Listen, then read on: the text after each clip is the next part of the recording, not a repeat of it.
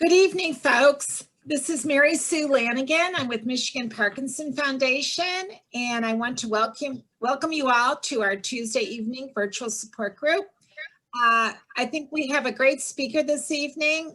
We've got Sandra Hamilton, who is a physical therapist. She specializes in the treatment of neurological diseases. She received her doctorate of physical therapy from Ohio University and was a physical therapist for Ohio State Medical Wexner Center Outpatient Rehab prior to coming to the Recovery Project. She is now with the Recovery Project here in the Metro Detroit area.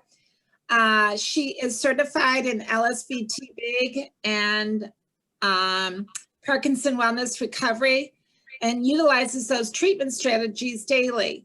She is going to talk to us tonight about the importance of dual task training. This is just critical for people with Parkinson and how important it is in just helping you to manage your symptoms and just live better. So I give you, Sandra, thank you for being here tonight. Hi there, thank you guys so much for having me. Can everyone hear me okay? Okay, wonderful. I am so excited to get to speak with you guys tonight. And I hope that this presentation is beneficial and informative. So as Mary Sue already said, I'm going to be talking with you guys about the importance of dual task training tonight, specifically how it relates for individuals with Parkinson's disease. So first, I want to give you guys a brief overview of the definition of Parkinson's disease. I know that many of us already know this definition, but just to build a framework and a foundation, I wanted to start here. So Parkinson's disease is defined as a neurodegenerative disorder that affects predominantly dopamine-producing neurons in a specific area of the brain called the substantia nigra. Sandra? So just to, yeah. I'm going to interrupt you 1 second. I forgot to mute everyone, okay? Oh, that's okay. No worries. Yeah, so I'm going to mute everyone. And then when I do that, you need to unmute yourself, okay? Okay, sounds good. All right. Where's my mute, everybody? Oh, here we are. Okay. Okay, now, Sandra, you unmute yourself now. Okay, can you hear me? Yes, we can. Perfect. Okay. So again, we all know the definition of Parkinson's disease, but just trying to build a framework, lay a foundation for my presentation. And again, Parkinson's disease is a neurodegenerative disorder that affects predominantly dopamine-producing neurons in a specific area of the brain called the substantia nigra. I wanted to just bring attention to where this area is located and what area of the brain is predominantly affected with Parkinson's disease. And that is your basal ganglia. The area is highlighted here on the slide. And your basal ganglia carries out both motor and non-motor functions that we can typically see impacted in individuals with Parkinson's disease. And so the basal ganglia needs dopamine in order to run these motor and non-motor pathways or programs properly. Can everyone still hear me okay? I think I'm hearing someone else in the background. Okay. I think as people are joining, they're not muted, but I'm keeping track of them and muting them. Go ahead. Perfect. No worries. So I just want to dive a little bit deeper into the function of the basal ganglia. So as I said, the basal ganglia helps to carry out certain motor functions like motor programming or creating, designing the motor plan that you want to utilize when you are carrying out a task. It also helps to initiate and terminate movement.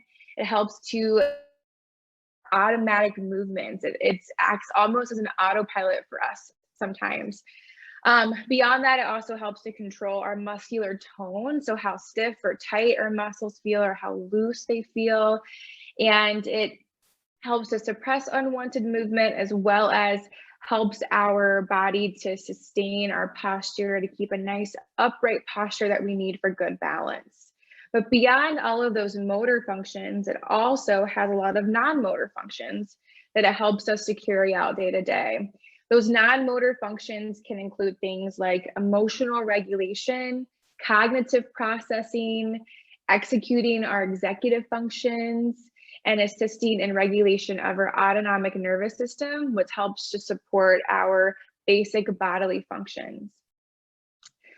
So the common motor symptoms, the symptoms that we're most familiar with when we think about Parkinson's disease, are these motor symptoms, the motor components of the basal ganglia that are primarily affected. So we can see tremor, rigidity, or that tightness, stiffness you may feel in your joints, around your muscles, postural abnormalities or reduced postural awareness. So just where you feel that forward flex posture begin to occur, having challenges with maintaining that nice upright posture that's so necessary for balance.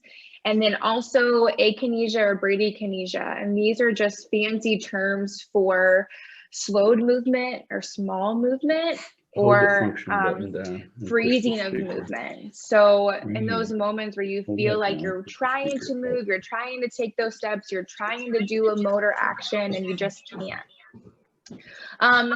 But less commonly known, or some symptoms that we're not as familiar with, are the non-motor symptoms associated with Parkinson's disease. And these are those non-motor functions that your basal ganglia helps to carry out. So these can include your autonomic functions, which are your regulation of your basic bodily functions related to your bowel and bladder, your heart rate, your blood pressure, as well as your saliva production.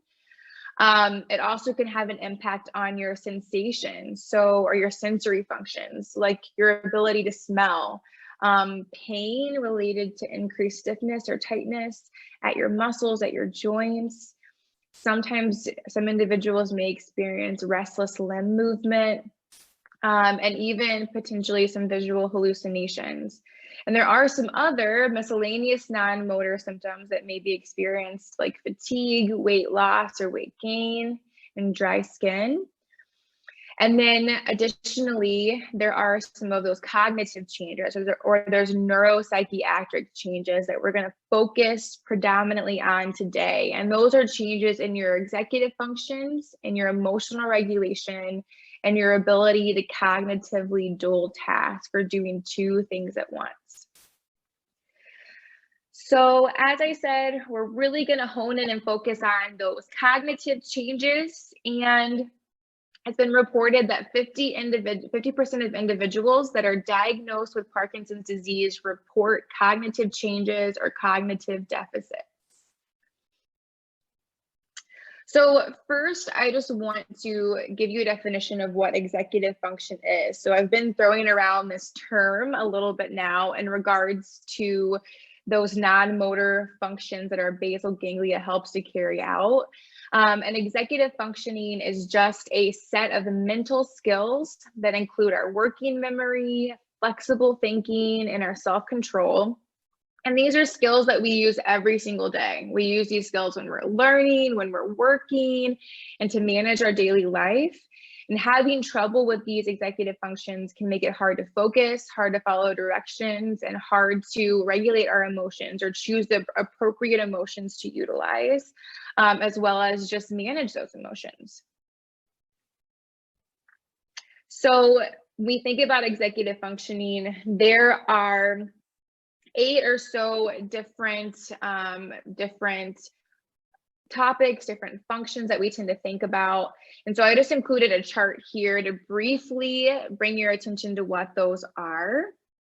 And these executive functions can include things like impulse control, emotional control, flexible thinking, or being able to adjust your behaviors or your thinking to unexpected changes, your working memory, or being able to keep key information in your mind while you're using it, self-monitoring or self-awareness, assessing how you're doing in the moment, how others around you are doing, and what your role is in that environment, planning and prioritizing, so being able to set and then meet those goals, being able to delineate what the steps are to be able to meet those goals, task initiation, starting the task and carrying out the task, and then organization, keeping track of things both mentally and physically. And so when we think about Parkinson's disease, there are a few specific executive functions that are targeted or impacted a little bit more. And so I want to start to highlight those now. And one area that we see impacted or affected a little bit more commonly is attention. So your ability to either sustain all of your attention on one single task, or your ability to divide your task between two different things, two different activities, or two different tasks. And so that can be challenging in and of itself. An example of sustained attention might be that you are working in your home office. I know a lot of us are having to work from home right now. And if you have a family or if you have a pet or something like that, you're trying to focus on the work that you're doing right in front of you. But if you're hearing background noise or someone moving around, something moving around, if you have a pet, being able to block that out and keep your focus on that one task as you're completing it. An example of divided attention or dual tasking, dual task focus might be if you're walking and talking on the cell phone. I know a lot of us do that every single day. We'll walk through a house, we'll walk through the grocery store, we'll walk out to our cars, and we're on the phone with someone chatting as we're walking at the same time. The next executive function that can become impacted is our working memory. So your working memory, again, is being able to hold on to relevant information for that task while you're using it to complete the activity. So a really good example of this might be if you're cooking in the kitchen and you're following a recipe. You go and you read a couple of the lines of the recipe that tell you 2 ingredients that you need to go grab out of your cabinet. You have to be able to keep those ingredients in your memory, in your mind, as you're walking across your kitchen, around obstacles on your way to grab those items out of the cabinets and then bringing them back to where you started. Or another really good example of this might be if someone is trying to give you directions to where they live. They've told you what street they're on, and now they're giving directions and saying, you're going to turn left on this street, right at the stop sign, left at the big willow tree on the side of the road. And you're having to remember in your mind, okay, what was the street that they said they lived on? So when I get there, I know for sure I'm on the correct street. That would be holding on to relevant information in the moment while you're using it. And then this information is constantly updating, and you're constantly monitoring the information for new or more important information to help you complete that task. The next executive function that we can see affected with Parkinson's disease is set switching or flexible thinking, being able to change your behavior or change your thought process in that moment due to a change in the environment. So switching between 2 tasks or 2 roles, again, or adapting to changes in the environment. So this could be something like you're walking on a firm sidewalk outside, and then that day, for whatever reason, they decided they were going to work on a piece of the sidewalk. So now you have to go into the grass to go around the area that's blocked off, and you're changing from that firm, flat ground to walking on that uneven terrain of the grass. You didn't expect that to happen. You weren't prepared for that to occur, but you had to change and modify and adapt to that situation. Another really good example, I know I keep coming back to pets, but if you do have an animal that you live with, typically you might find that when you're getting up to get out of a chair or to walk across the room, that pet wants to follow you. They want to be with you at all times, right? And so they might be trying to weave in between your legs. They might suddenly walk out in front of you. They might suddenly stop in front of you when you weren't expecting it, and you have to quickly change your direction that you're walking and step around them or walk around them. So being able to do that quickly and effectively to keep you safe. The next executive functions that we can see affected or impacted in Parkinson's disease, one is response inhibition. And this is your ability to inhibit irrelevant or less important tasks and prioritize the most important task. So this kind of ties in with that sustained attention when we think about response inhibition. So one example of this could be if you're in a very crowded store and you're asking a sales associate, where's the soap? I can't find this specific soap that I wanted. And next to you, you hear a little child, a little girl, a little boy start laughing. And obviously you want to know what they're laughing at because it's so cute, right? But being able to maintain and sustain your attention on what the associate is telling you, where that soap is, and block out that irrelevant or that unwanted, less important extraneous information. Versus switching your attention to the child and then not being able to remember where she told you the soap was, right? Or another example of this when it comes to safety is just, let's say you're cooking in the kitchen again. You thought you'd turn the stove off and you think that it's been off long enough for you to be able to go and pick up that pot that you had boiling water in. By this point, that pot should be cool, right?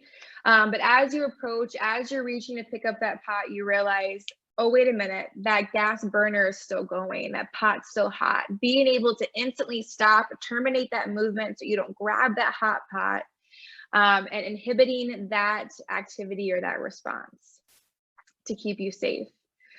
Another executive function that we can see impacted is self-awareness, or being able to accurately judge behaviors that might be risky or that might be unsafe. And this can go both ways. One, being able to determine behaviors that might not be safe for us. So if you're experiencing balance deficits or balance challenges, maybe if you have the option to walk on the sidewalk, it might take you a little bit longer to get to where you're going versus cutting through the grassy area where you might experience some uneven terrain or changes that could cause you to lose your balance. You're going to decide, for me, to keep me safe, I'm going to choose and I'm going to pick to stay on the sidewalk versus going in the grass where you could lose your balance, right? But this also can go the other way, being able to understand and realize those things that are safe for you to do, that you can accomplish and you can complete. So for example, fear of falling, we know, is the #1 contributor to falls. And after you've had 1 or 2 falls, you don't want to have another. And we don't want you to have another either. So that can build some anxiety and some fear around whatever that was that caused you to have that fall. So if you had a situation where you were walking to your kitchen and you needed to step up 1 step into the kitchen, and one day you just lost your footing and you fell down. The next time you do that activity, you might be a little anxious or a little bit fearful. And that anxiety, that fear, that hesitation can cause things to occur like freezing or fascinating gait that can lead to a further fall risk or a balance challenge. So not only do we want to make sure that we're determining those activities that might cause us risk or cause us a safety issue, we also want to make sure that we're able to accurately determine things that we can accomplish. You can step up on that step. You've done it before. You've done a great job. You haven't lost your balance before, just that one time. And being able to determine, okay, when I get there, I'm going to take that nice big step safely up into my kitchen without any trouble or any challenge to my balance. So I've been talking a lot about these executive functions, and that's great and wonderful, right? But why does that matter? These executive functions matter because dual tasking is essentially putting all of these executive functions into action. So being able to utilize all of these different functions, you're doing 2 things at once. So again, the different executive functions I just went over, to reiterate, are self-awareness, response inhibition, set switching, attention, and working memory. And so just to go back, if we're thinking about attention, so sustained or divided, if you're doing 2 things at once, you're dual tasking. You're walking and you're talking on the phone. You're doing a motor and a cognitive task. If you're trying to keep your attention on one thing, you are dual tasking. You're focusing on one thing and you're trying to block out everything else, right? 2 tasks. We think about working memory. Not only are you, for example, using the recipe, you're reading through that recipe, you're picking out the different ingredients that you need, you're trying to keep those in your memory. That's a cognitive task. And then you're walking across your kitchen and you're grabbing those items and carrying them back. That's a motor task. That's 2 tasks at once. Again, dual tasking. If we think about our set switching, having to adapt and change our behaviors in a single instant due to a change in the environment, like walking around the dog or walking from the sidewalk to the grass, where your balance is a little bit more challenged, that's doing 2 things at once. You're having to quickly switch your brain to a different plan, a different action to be able to complete the tasks. Dual tasking. And then, as we just mentioned and just talked about, when we're thinking about response inhibition, being able to stop a task while you're processing through why you need to stop that task, or blocking out the irrelevant or less important information while you're focused on something else. You're doing 2 things at once there as well. And then good self-monitoring. So when you are self-awareness, when you're walking through your living room to your kitchen and you see that that step is there for you to conquer to step into your kitchen, having to process through that mental plan of, when I get to that step, what am I going to do? I'm going to step big. I'm going to step tall onto that step to keep my balance and to help reduce any episodes of freezing or shuffling gait, fascinating gait, where you might catch your toe. So again, what is dual tasking? Doing 2 things at once or putting your executive functions into action. So why is dual task training important? That's why we're all here tonight, to figure out why this is so important. And when you have difficulty completing a dual task, it can lead to things like increased risk for falls, freezing episodes or freezing of gait, reduced safety and reduced safety awareness. And these reasons are all because our brain will naturally always upweight and give more focus to the cognitive task. As I mentioned earlier, to tie back to those earlier slides, the aspect of our brain that's affected by Parkinson's disease functions as our autopilot mode. When you're walking, when you're getting up from a chair, when you're sitting up in bed, getting out of bed, those are things that you've done for years. You're used to doing those things. They were easy for you. They were very automatic. You just did it, right? So your brain thinks that if there's another cognitive task involved, because that is such an automatic task for you to do, that it can put that motor task on the back burner. It can focus all of its attention on that cognitive task. But in reality, it needs to keep some of its focus on that motor task to assist in carrying it out safely and efficiently. But if there's a challenge there to be able to do that, to focus on the cognitive task and the motor task at once, that's where we'll see these increased balance challenges or increased falls when we're doing those things, and increased freezing episodes. You also might see some of that fascinating gait set in, or that shuffling gait, those short, quick steps. As I mentioned earlier, postural awareness is something that can become a challenge, right? So if you know that you typically tend to, your trunk tends to lean forward or backward or side to side, and it's hard for you to tell that you're doing that unless all of your attention is focused on it, then if you add something else in that's going to take that attention, take that focus, your posture is going to start to wax and wane, right?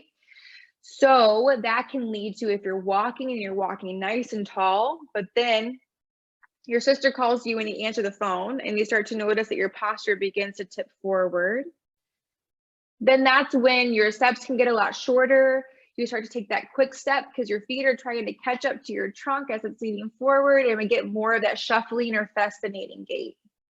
And again, as I just mentioned, reduced postural awareness. We're adding another cognitive task in. Our brain's going to focus more on that cognitive task, and it's going to have even more of a challenge identifying and determining where our body position is in space. So with the dual task training and incorporating these cognitive dual tasks into daily exercise and into our rehab routines, we've seen an improvement in your gait stability or gait variability. So balance challenges reduce, balance impairments reduce while you're walking. And then you also subsequently see a reduction in fall risk. You're able to focus on the motor task and focus on the cognitive task more efficiently at the same time. Or we're increasing safety and safety awareness by improving your self-awareness and your response inhibition. So maybe after you practice these dual tasks, you realize this is a challenge for me. If I'm walking and talking on the phone, or if I'm walking and talking with my partner, I'm not focused on the walking component anymore.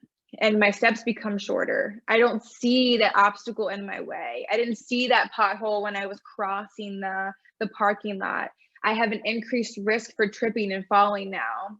Maybe what's better to do then is to table that conversation, table that phone call for when you're seated in a safe area, in a safe place, where you're able to focus on that cognitive task and don't have to focus as much on the motor task that could cause a safety risk. It also can just improve cognitive processing, being able to think through the different steps or the different tasks that you need to complete an overarching goal or movement that you want to complete. And then along with that, improving your task management and prioritization.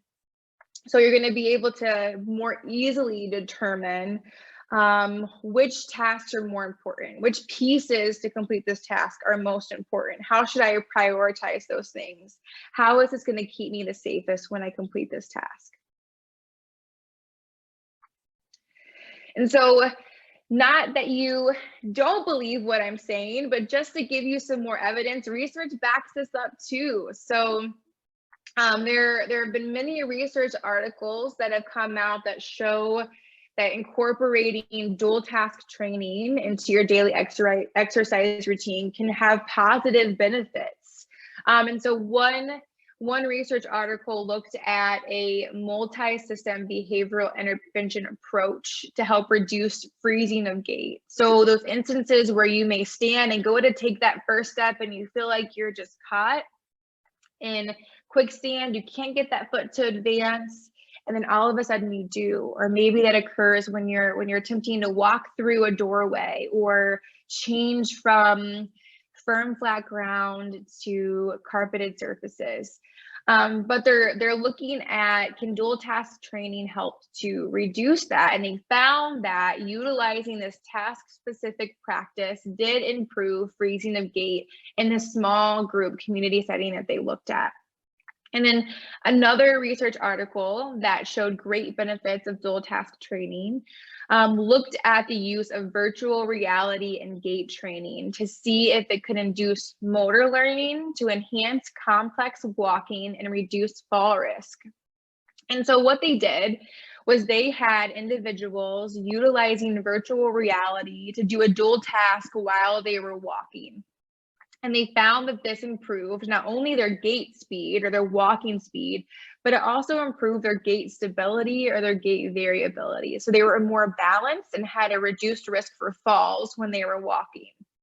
And they wanted to further make sure that these individuals weren't just getting good at the one task they were practicing again and again. They weren't just getting good at that one dual task that they were practicing over and over.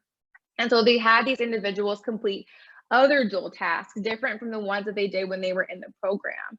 And they found that this improvement in their gait speed and their gait stability carried out overall. So no matter what two tasks they were doing at the same time, they found an improvement and benefit in utilizing this dual task training.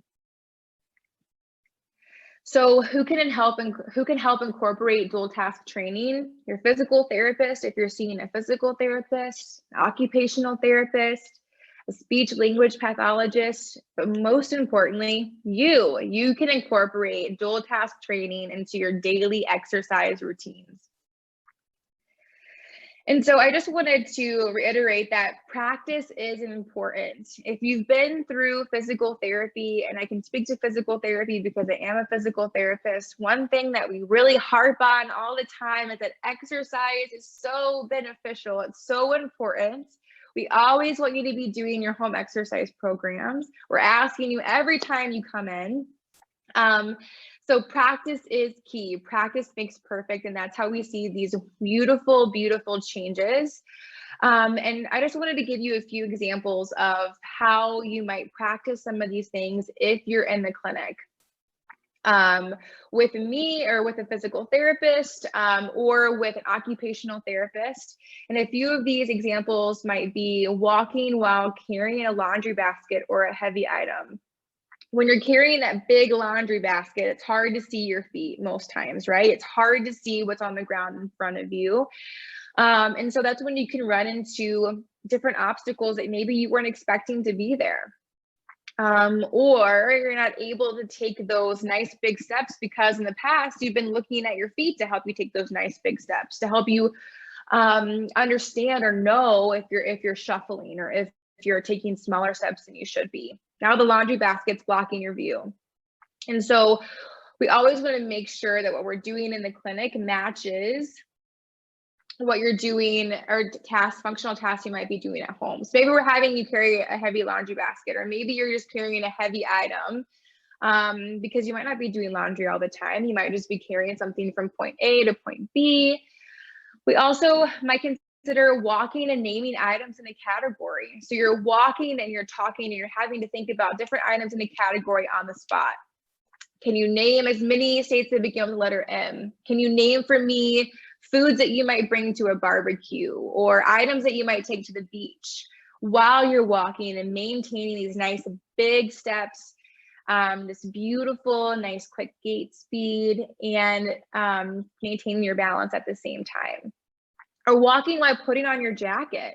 That's something that may become more difficult. You're walking, you're used to being able just to slip that jacket right on, but because your brain is having to focus and divide its attention between two different motor tasks, it can become a little bit more challenging. So now you're having to stop and put that jacket on right where you are, right? To be able to don it effectively, to get it on efficiently.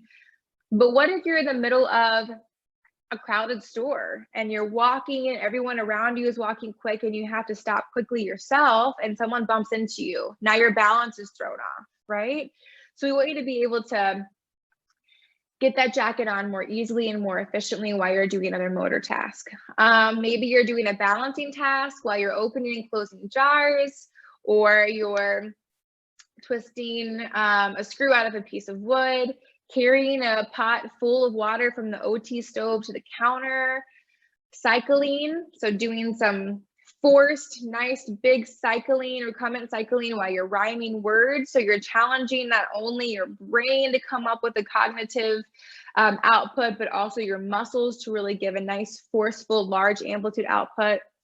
Or completing Parkinson's wellness recovery moves, or these large amplitude functional movements. And instead of counting each rep, you're naming states that begin with the letter M. But not only is it important to have this dual task training utilized in the clinic if you're seeking therapy services, you also can utilize dual task training at home if you're not seeking therapy services.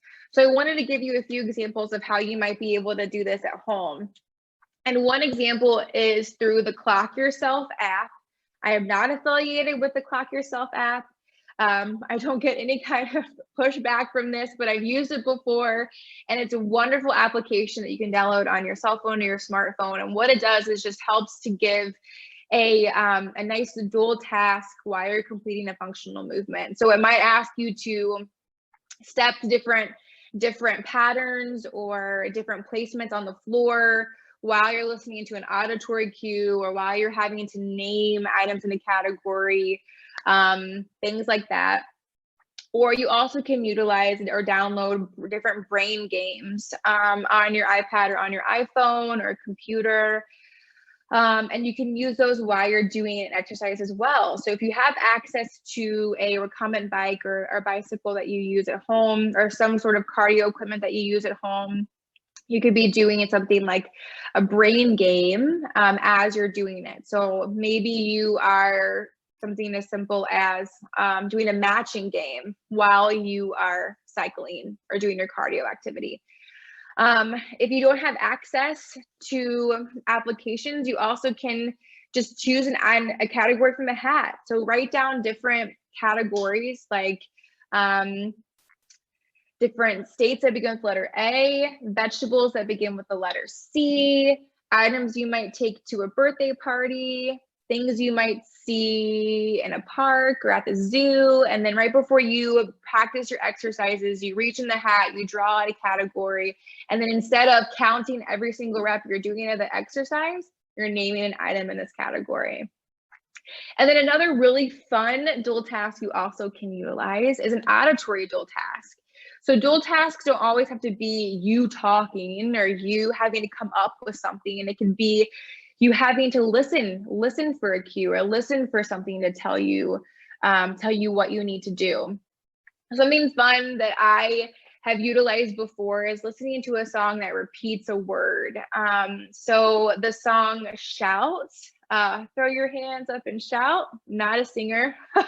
So I apologize for that, but that song repeats the word shout over and over again. So every time you hear the word shout, maybe you're doing a functional task like a squat, or you're stepping forward, to the side, backward, but that in and of itself is also a dual task. So these are just a few different ways that you also can incorporate dual tasking at home into your own daily exercise routine. And then again, I just want to make sure and reiterate that when you are completing any of these dual tasks, that you're making sure that they're safe and appropriate for you. So safety is the #1 priority with all and any exercises that we complete and that we do. So you just want to make sure that if you're having difficulty coming up with dual tasking things for home, or if you're not sure this might be safe for you, that you're consulting a licensed medical professional to help you determine what might be the best exercise for you to complete. Okay, so that brings me to the end of my presentation. So now kind of open it up to you guys. If you guys have any questions or comments, I'm happy to answer the best that I can. Yeah, so fire away. Thank you, Sandra. Folks, if you have a question, you can unmute yourself. You can ask the question that way, or there is a chat button somewhere on your computer screen. You can type the question into the chat button, and I can relay those questions to Sandra.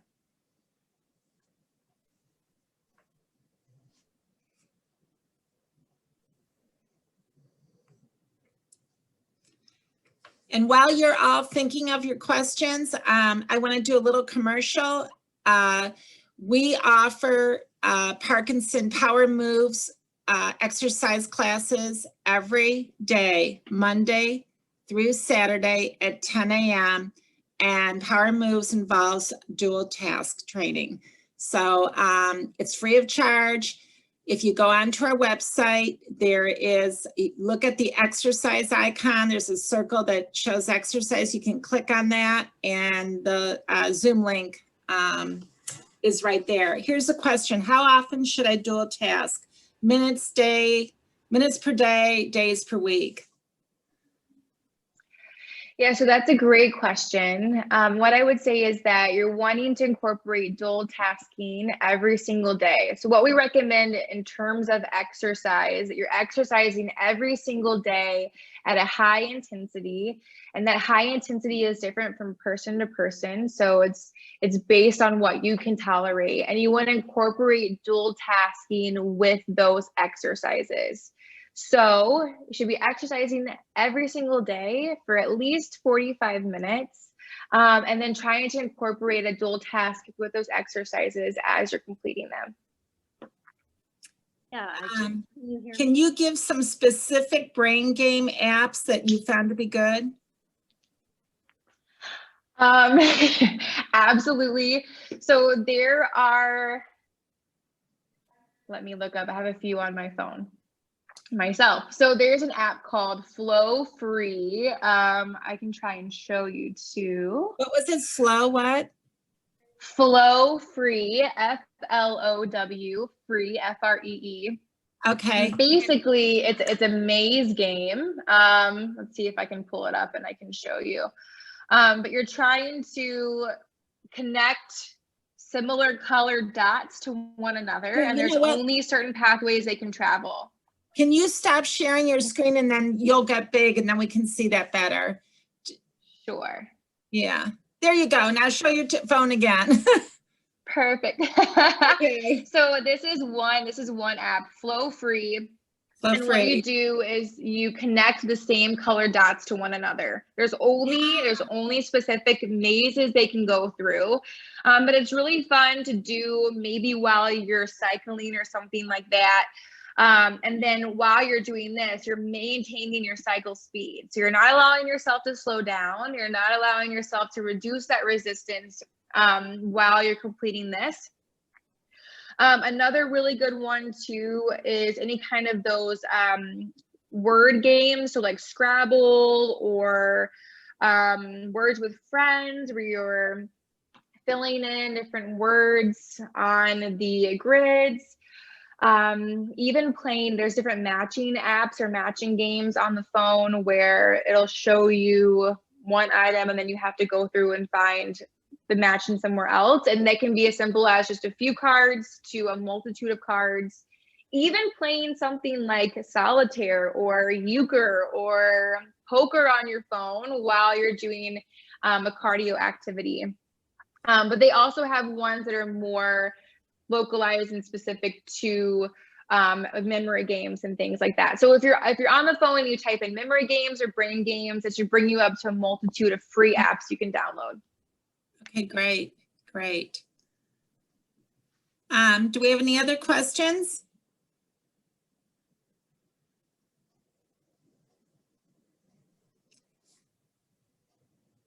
One question I have, Sandra, will you share, can you send me your presentation? I've had a lot of people emailing me while this was going on, asking if they could have your slides, and then I'll send them out to you. Yeah. All right, thank you. Absolutely, I'd be happy to share. It's really good practical suggestions, and this is what people need. Things they can do on their own at home. This is really great. Let's see. Thank you. Are they effective if done while watching TV? So my recommendation is that you're doing it while you're doing a functional activity or functional movement. So I think that while we're watching TV, your attention may be challenged. There may be a little bit of a cognitive challenge there, but it's not going to be as helpful and as beneficial to help improve your safety or your stability with walking or your balance as if you're doing it with exercise. So I would say to try not to do it while you're watching TV and do it while you're doing your exercise programs. That's my recommendation for that one. Somebody's asking, are there any supplements that you can recommend? In terms of like dietary supplements? I don't know. Let's see. Marcia, you were asking the question about supplements. Do you want to clarify? Just unmute yourself, Marcia. She may not be on anymore. Yeah, I'm on. Sandra, it was excellent presentation. Yeah, any kind of like supplements, like, you know, I mean, I know vitamin D for, you know, immune systems, but and fall risk, but, you know, any other kind of things for.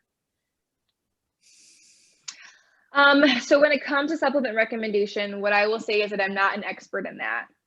So what I would recommend is that you talk with your physician, or if you have a dietitian that you're seeing, to get a little bit more information about different supplements that you can take. I just don't want to, it's not my area of expertise, so I don't want to provide you with inaccurate information. So I would suggest talking with them and see what they might recommend. Okay, great. Thank you. You're welcome. Any other questions?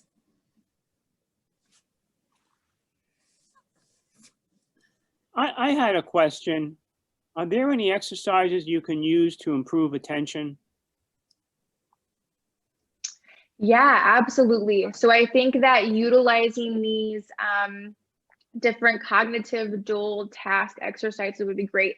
An example of that might be, so let's say that you're doing your exercises and you're listening to a song. So the auditory task that I had mentioned at the end of the presentation, you're listening to a song and you're looking for specific words. You want to find a song that is going to repeat the same word a few times. And so while you're doing the exercise, while you're doing squats or while you're doing your power moves, you're listening for that word to be said. And you've made the decision, okay, when I hear this word, I'm going to do this action. I'm going to do this function. And then you want to try and see how many times you get that correct. It's really easy to be able to go and kind of, if you can, download the lyrics to that song, count how many times it says the word shout or I don't know, the YMCA, how many times it says YMCA, and then see if you get the same number of times doing the functional tasks. That's one really good example. Another really good example might be just if you're cycling or you're doing a cardio exercise and you're doing another brain game app or you're doing another dual task, something like that, that you're checking and you're making sure that you're maintaining the same speed, that same resistance while you're cycling, even though it's not cognitive attention, it's still physical attention, right? So it's still the same thing, being able to maintain your focus. Is that helpful? Yeah, I think so. Okay. I have a request. Anybody who wants those slides, I'm going to look in the chat box. I'm going to put my email. You all should have my email because I'm the one who sends out the email blast about these programs. Send me a note, and in the subject of your note, say, I want slides from February 23rd. So, and then I'll send them out tomorrow. Here's my email.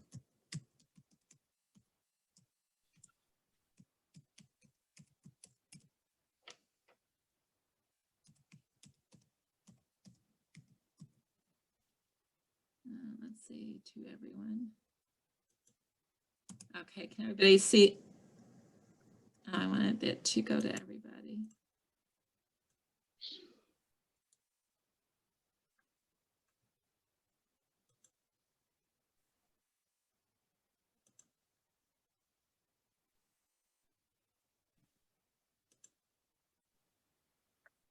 Sorry, I'm having a hard time getting it to everybody. Would you mind just repeating the parts of, or the tasks involved with executive function? Yes, absolutely. So the ones that are specifically most commonly impacted, we think of Parkinson's disease, are self-awareness or self-monitoring, Okay. response inhibition, set switching or flexible thinking, Okay. attention, and then working memory.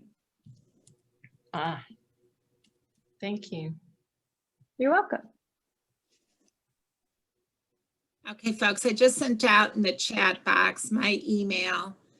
So if you want the slides, send me an email and just reference tonight's meeting. Any other questions? I have a question. Go ahead. It sounds like this might be hard. I'm thinking of riding the bike and doing the app at the same time. So you have to work up to this, right? Correct. So this isn't something, especially doing the app and riding the bike at the same time, that you might start off with right away.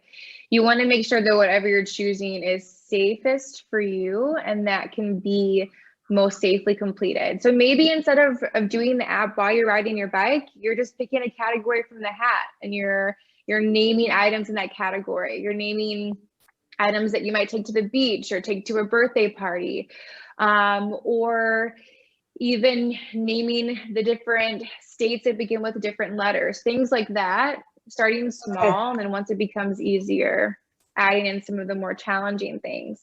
Okay. Yeah, so always keeping in mind that safety is so important, and that's your first priority. And if you don't feel you can be safe doing that task, try a different one, or that's when you might want to seek a professional recommendation from someone that's a licensed medical professional to give you the best ideas for what might work the best for you, the safest for you. Okay. Thank you. So I You're have a welcome. question. When I walk, if I don't concentrate on my walking, my stride gets very short, and I'm like slapping my feet on the ground, not doing heel toe kind of stuff. So I find that when I talk to my husband, who walks with me frequently, those are the things that happen. So are you saying I should not be talking with him? Because that would be, to me, that's doing a dual thing, but it's obviously not beneficial, or it doesn't sound like it's beneficial. Right. So that sounds like something that is a challenge for you. You might want to start off in a different area of dual tasking. So maybe finding a task that a motor task you're able to more easily complete and maintain your focus on, and incorporate a dual task with that before transitioning to something that's a little bit more challenging for you. You're absolutely right. Walking and talking with your husband is a big dual task. It's a dual task that is experienced across the board for a lot of people.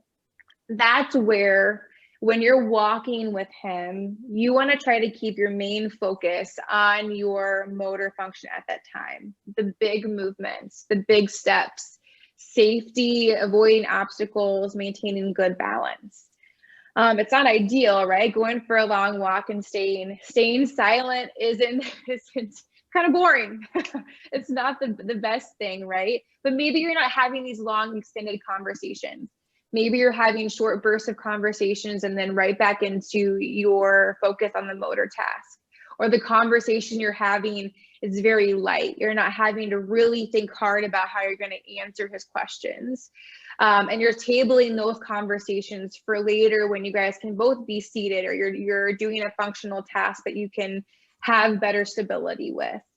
So it doesn't mean that you have to cut out walking and talking altogether. It just means maybe reduce those conversations, take more time to focus on the motor task. And as you're building up your ability to dual task, start with something that's a little bit easier for you, that you're able to keep more attention on the motor task and complete it more safely before you move into things that are a little bit more challenging.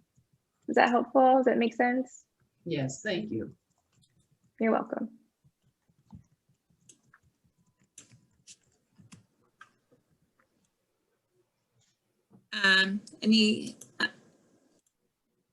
Let's see, somebody wants me, I'm trying to copy and paste an email out of this.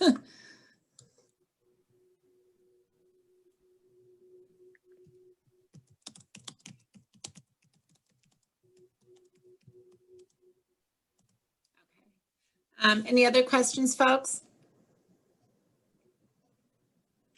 It's really clear. I have a question. Okay, go ahead. I just want to know the exercise classes that you mentioned. What was the link? What's the link to that to get on those classes? Or how, The exercise link. the classes that you said that are daily? Oh, okay, yes, they are every day at 10 a.m. Yeah. If you go to our website, it's parkinsonsmi.org. There is an icon or a picture in a circle of somebody exercising. If you click on that, the link and the instructions are right there. And once again, Parkinson's. Can you see the chat on your screen? Yeah. I'm going to type in the website.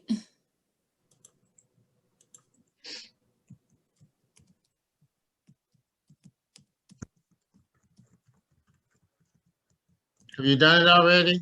Yeah, I just sent it. You know what? I'm going to share my screen real quick so you can see where to go on the website, okay? Hang Thank you. on. ParkinsonsMI.org. Yep, that's correct. Hang on. All right, let's see. Now, let's see if I can do this. All right. I think I got it. Does everybody see this bunch of people across the top? Can you all see that's our Yes. homepage. That's the homepage of our website, okay? If you Okay. go down, see where this icon is where this little guy's exercising? Yeah. Yes. All right, you click there, Okay. but there, can everybody see it says exercise and movement activities? Yes. Mhm. Okay, there's the link. It tells you exactly how to get on, okay? Okay. It's at 10 a.m. Monday through Saturday. And then Recovery Project has 3 locations in the Metro Detroit area, and they specialize in neurological disorders. In fact, they are the very best physical therapy program in the Metro Detroit area for people with Parkinson's. And I'm not doing a commercial for them. They just are. When I ask all of our neurologists and movement disorder specialists where to refer people, they always tell me Recovery Project. They also have exercise classes. Are you in person? Are you? No, What's going on? we're Tell still me what's virtual. going So we're still virtual right now at the Recovery Project. We're offering online virtual classes that you can sign up for through our website, therecoveryproject.net. And on there, you'll see our virtual wellness link. You can go down and click on that. We're offering a multitude of classes, some that are specific for Parkinson's disease that include our Parkinson's Wellness Recovery cardio class or moves class. We also offer a rock steady boxing class online, as well as a multitude of other generalized exercise classes, meditation, yoga as well. So you're able to sign up through there. We offer classes every single day, different times. It's really easy to go in and schedule the class that you would like. And if you go to that website, it gives you a little bit more information about signing up and subscribing to our virtual wellness classes. So if you'd like, I can share that link as well. Yeah, here, what is it? Or do you want me to type it in? Sure. So if you go to, it's just our website, the Recovery Project. Just spell it out, the Recovery Project. RECOVERY Project. And then it's I want to make sure it's .net and not .com. Okay. Yep, .net, the Recovery Project.net. Okay. Yep. And then All right. once you're on there, on the homepage, you'll see join our virtual wellness classes. And you can click there and it'll give you lots more information about how to sign up and again, how to become a part of that program. It's live instructors most days, and they do a great job of incorporating all of those dual tasks as well. They're certified in Parkinson's Wellness Recovery as well as rock steady boxing. So lots of really, really great tools there too. Okay. Any other questions? All right. Sandra, thank you so much. This was excellent. This was great information. When you get a chance, send me the slides and I'll send them out to everybody. And remember, it doesn't matter where you take your class. There's lots of online options. Get moving, right?